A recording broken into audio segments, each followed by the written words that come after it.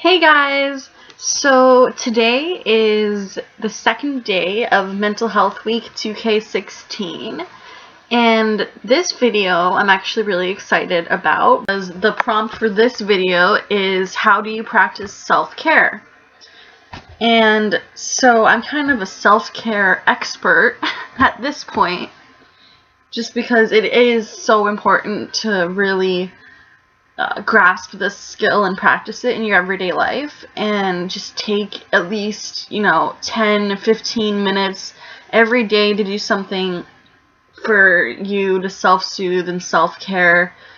And it can be something as simple as just having a bath or meditating, but every day you should be doing something for yourself to make yourself feel better, even if you don't have mental health issues. I mean, it's just important to do.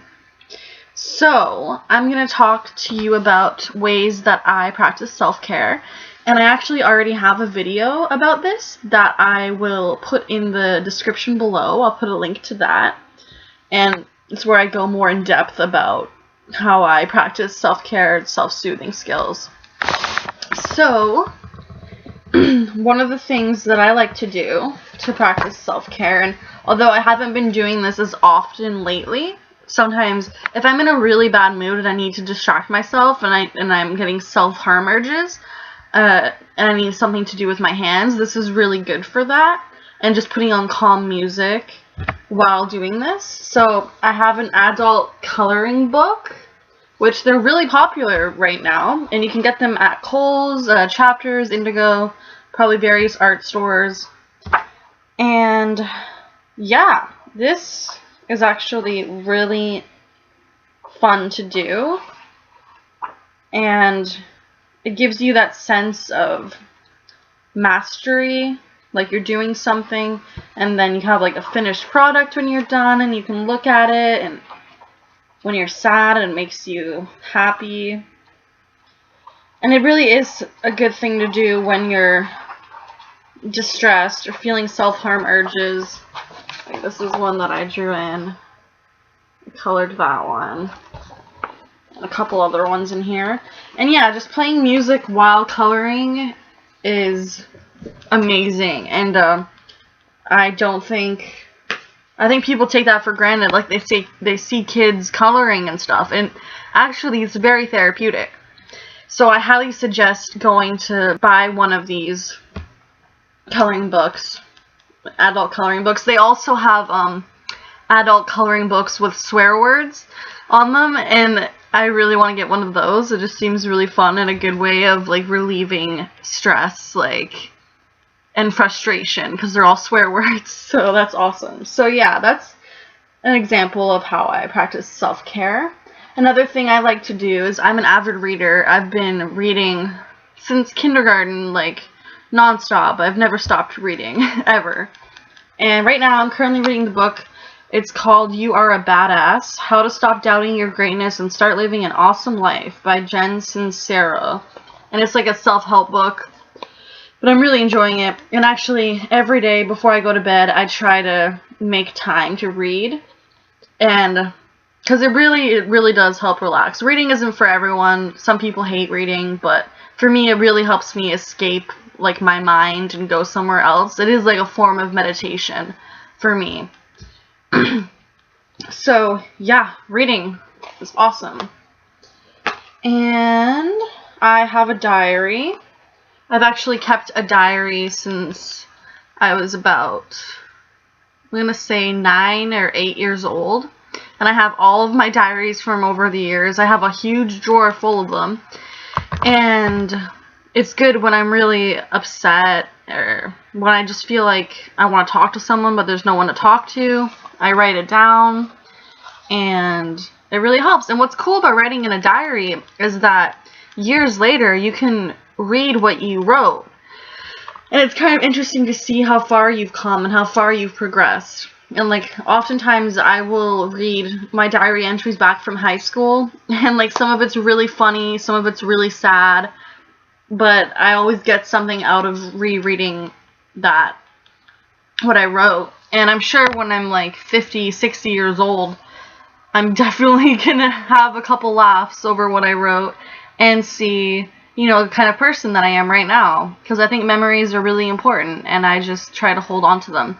And it is really good for self-care. So I suggest journaling or getting a diary. Even I've got so many like notebooks from the dollar store, and I just wrote like front to back, filled the whole book.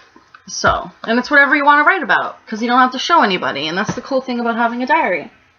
And I've also made a video about this, which is my self-soothing box, aka my happy box, aka my crisis box, self-soothing kit, emergency box. It's called so many things, but basically I decorated it to how I want it to look, and it has things that make me happy, and yeah. And inside the box, so when I'm really upset, or I feel triggered, or I'm having a crappy day, I open this box, and first of all, the inside of the box, I did paint rainbow, which is really cool, and it took a long time, but I have little stuffed animals that make me happy. I have, like, putty stuff, because like I said, keeping my hands, like, active is really good when I'm upset. Chocolate. I have my tarot cards in here. I have a bead set to make necklaces and stuff. Again, keeping my hands busy. More putty. More chocolate, because engaging the 5 senses is kind of the point of doing this too. And I have a card that some friends wrote inside from a program that I participated in. I have a letter that I wrote to myself. This, again, keeping my hands busy. Lotion. I have some incense in here. I have a random noisemaker. So I really suggest that you guys make one of these kits. I had so much fun making it, honestly. And whenever I look at it, I just feel a sense of, like, I feel proud of myself that I took the time to make this for myself. And it really does make me feel better when I look in it. And this is great for self-care. It really is. And you can make it out of a shoe, like this is a shoebox, or out of a chest, or whatever you want to do, and decorate it however you want to decorate it, because it's yours. So what else do I do? For self-care, I try to have a hot bath every day, and I love having baths. So much fun. Lighting candles, incense, bubbles, lotions and potions, like everything. I love baths. So I do suggest, like, running yourself a nice hot bath. I rarely have showers just because having a bath is so relaxing, and it's great for your mental health. Even if you're not having a crappy day. Like, even if you're fine, just sometimes it's good to just decompress, you know, in a nice hot bubble bath and kind of reflect on your day. Yeah. And so those are some things that I do. But I do have my dialectical behavioral therapy book with me that because I went to a DBT group a while back, and I got this book from it. And there's actually a page on self-soothing, so I thought I would go over some of the things that it says in here.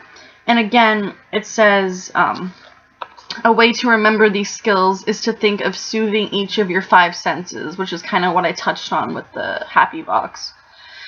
So, some ways that you can self-soothe using vision is look at the stars at night, look at pictures you like in a book. Instagram can be really good for this as well. Buy one beautiful flower, light a candle and watch the flame. That's really good for grounding and meditation. People watch, window shop, look at nature around you, watch a sunrise or a sunset, go to a dance performance or watch it on TV, browse through stores looking at things, be mindful of each sight that passes in front of you, Okay, and then ways to self-soothe with hearing. Listen to soothing music or invigorating music. Yeah, music can be great for self-soothing, even really angry music if you're angry, just to kind of listen to something that you can relate to in that moment. Pay attention to sounds of nature. Pay attention to the sounds of the city. Sing to your favorite songs. Even if you're not a great singer, like I'm not that great of a singer, but I love doing karaoke. I try to do karaoke in my room like once a week because I have a karaoke machine, and that's really good for self-soothing. Learn to play an instrument. Make a mixtape or CD. Be mindful of any sounds that come your way. Turn on the radio. Sometimes turning on the radio, if you're distressed though, I wouldn't suggest that because a sad song could come on and you might not be ready to listen to that at that moment. Okay, ways to self-soothe with smell. Burn incense or light a scented candle. Open a package of coffee and inhale the aroma. A lot of people love the smell of coffee. And also, yeah, scented candles are awesome. I have a lavender scented candle because lavender is really good for anxiety. Sit in a new car and breathe the aroma. Boil cinnamon, make cookies, bread, or popcorn. Smell the roses. Open the window and smell the air. Okay, ways to self-soothe with taste. Eat some of your favorite foods. Drink your favorite soothing drinks, such as herbal tea, hot chocolate, a latte, or a smoothie. I really like strawberry and banana smoothies. They're really good. Also, another thing to keep in mind is if you are self-soothing and you're feeling anxious or anything, having a drink that's caffeinated might not be the best idea. So just make sure if you're having a tea that it's decaffeinated or decaffeinated coffee or whatever. Treat yourself to a dessert. Eat macaroni and cheese or another favorite childhood food. I probably do this a little too much. Sample flavors in an ice cream store. Suck on a piece of peppermint candy, and peppermint can be amazing for anxiety. Chew your favorite gum. Really taste the food you eat. Eat one thing mindfully. And if this mindfulness stuff is confusing you, you can watch my other videos on DBT and mindfulness. And then ways to make yourself feel better with touch. Take a long hot bath or shower. Like I said, I love baths. Pet your dog or cat. Have a massage. Soak your feet. You can even like give yourself a massage. Like give yourself a foot massage or whatever. Put creamy lotion on your whole body. I like to do that when I get out of the bath sometimes, and it's a really good way treating yourself to something special, and kind of instead of hurting your body, you're worshiping it and taking care of it, and it makes you feel good in the long term. Put on a blouse or shirt that has a pleasant feel to it, or put on PJs. Take a drive with the car windows rolled down. Hug someone. Put clean sheets on the bed. Notice touch that is soothing. And obviously sex, masturbation, that's all things with touch. Obviously consensual sex and being responsible and all that. But yeah, that's what my DBT book says on self-soothing. There are so many things you can do, and even just a simple Google search, like self-soothing skills, you will find lots. And I think the whole idea with this is instead of, being negative or hurting yourself or letting yourself be upset for hours at a time and just crying, there are ways that you can cheer yourself up. And in the end, you're going to feel like, wow, I must really care about myself if I'm doing this. Like, it's going to boost your self-worth in the end.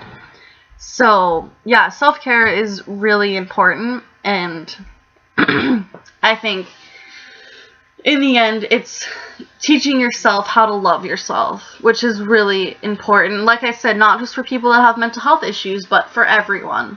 So I hope you guys enjoyed this second video of Mental Health Week, and tomorrow I'll be posting the third. And yeah, hope you're having a great week so far, and I will talk to you guys again soon. Take care of yourself.